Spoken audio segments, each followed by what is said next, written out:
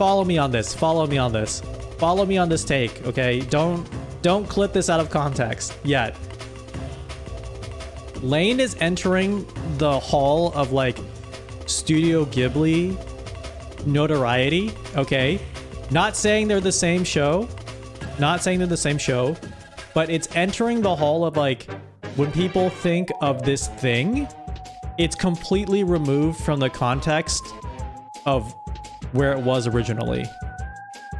Like when people say, I love Ghibli films now, for the most part, what you take away from that is like, I love the aesthetic. I love what it looks like. I like kind of the comfort and the feeling. I love the feeling I get from it, which is completely valid, but it's like completely removed from like what the original thing may be. It's like, oh, I love Ghibli films. It's like, oh, so you're super down with like, I don't know, the conflicted environmentalist message of Princess Mononoke, which I actually was not a big Ghibli film fan because like the first movie I watched as a child was Mononoke, and that was a little traumatizing. So I think Lain has basically entered that area and is basically entered like that realm of classic anime, which is good. It means it's like it's so well known that it gets there. The one thing that we need to bring back from Lain, though, that not just the aesthetic and the themes or any of that, the one thing we need to bring back from Lain is animes that use licensed alternative rock songs.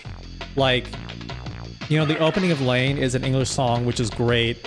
There's an anime called Gunslinger Girl that also licensed like an alternative rock band, indie rock band in like from the UK called the Delgados. And then there's another show called Eden of the East, which licensed a fucking Oasis song. And all these songs are fantastic, and it's just like not enough shows. I love it when animes kind of actually take like different language songs and put them in to the show in a meaningful way, because they usually pick banger songs. Like that's the only reason they pick fucking banger songs. The end of Monster, like the credits for Monster, it's like also great. Ergo Proxy has Radiohead. Oh, I didn't know that. Ergo Proxy uses Paranoid Android. That's cool. Yeah, I could easily just get like a playlist of animes I've missed from that era, and like I'd have plenty to watch. Maybe we should do that. We should have like a canon of like things that you'd be watching every season, and then boomer streamers can just like talk about those as if they were airing today. Same goes for video games. Yeah, like licensed songs are cool now. I saw this take on Twitter recently that was... This is a little bit of a spicy take, I think, and I think a little bit is a little mean, but I think there's truth to it. So, they were talking about modern game composers who just only listen to video game. They only listen to video game music, and so their current output is just like music inspired by video game music, which inherently isn't bad.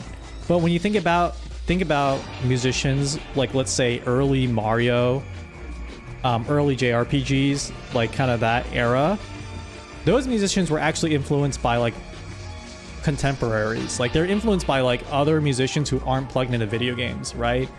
And I think there is like a time and place for, you know, us to recognize the canon of like gaming music, but then we're kind of in this cycle of like self-feeding references. And that's kind of like AI. It's like, then things kind of start sounding like AI projections of the thing that you like. And maybe a simple way to put this is like, if you think about movies, TV shows, like Star Wars, for example, I always bring Star Wars up as an example, even though I'm not a huge Star Wars head. Like, one big critique of all of them is that they're just referencing old shit. Like, there's nothing that feels really new. And I think the idea that it just feels like an AI version of itself is like a totally fair thing. And that's what I kind of feel with like a lot of, and this might just be, again, me being just a boomer. That's what I feel like a lot with a lot of modern stuff now. It's like, it's always a callback to like an earlier time rather than like trying to do something new, which is hard. Like doing something new is hard because for the most part, a lot of things are motivated by needing to make money and needing to exist, but it's the safer option. But like,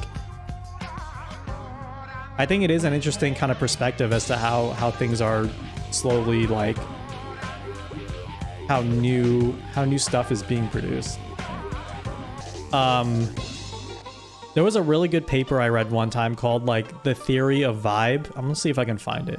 It's a little thick. It's a little thick. I think I had to read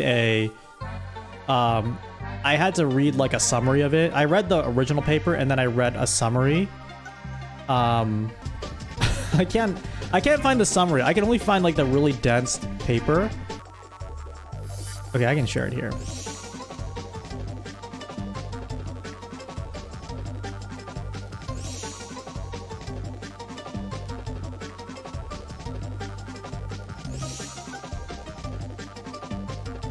Yeah, so this is not even a good picture. But like the theory of vibe is like it's a theory. It's just like I don't know how to even if theory is even the right word, but it's an interesting metaphor for like, you know, when you say like, oh, this is giving me Lane vibes, or this is giving me well, how else can you say this? I guess another thing that gets thrown around is like, oh, this is giving me Porter Robinson vibes, right? Because he just released some music. This is giving me Porter vibes. This is giving me Lane vibes. This is giving me Ghost in the Shell vibes. This is giving me Ghibli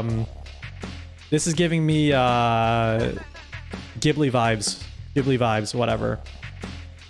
Like what this paper says, this is really interesting, which is we can think about, it uses the word autoencoders, which is an AI machine learning term, but let's just abstract it out to AI. Like it uses AI as a metaphor to be like, basically when you say, this gives me X vibes, that's like running it through an AI, right?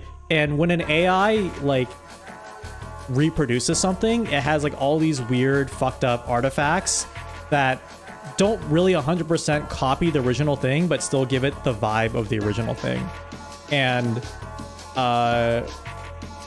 it goes in deeper into some stuff to say like what we would consider the canon of, or like the original version of it. Like Serial Experiments Lain would be like if the AI just recreated the vibe one-to-one, but then the way that it pieces together everything with the artifacts and the fucked up representation and the 4 fingers instead, the 6 fingers instead of the 5 fingers people have is Jet Set Radio vibes. Like the way for us to start defining what a vibe is, it becomes a lot more clear when you like think about a vibe as like just basically the AI projection. Anyway, this makes me think a lot about how if I feel something is just like feeding into itself, like vibes that are constantly feeding into itself. I like this idea of it, which is everything is kind of just AI fucking feeding into its own Ouroboros of slop. I kind of missed the beginning, but is it saying this is giving X vibes similar to saying X is the Dark Souls of Y? Dude, it's exactly like that. It's exactly like that. Like we are everything is so vibe-based now in like both a very good and bad way. I don't know, there's no way other than to explain it, but like the fact that AI is becoming more and more prevalent in everything is like, it's almost a symptom of like just everything being more vibes-based. There's no other way for me to explain it. Could it be a symptom of gradual ascent into transhumanism? Nothing means anything, anything means everything. I'm more pessimistic about it. I just feel like it's weird. It's all slop. Though I guess like LCL is slop. I guess if humans like just, what is singularity if not just slop, right? If everything is nothing and nothing is everything, then yeah, I guess that is slop. That's pure slop, right? Pure slop in like the purest sense of the word.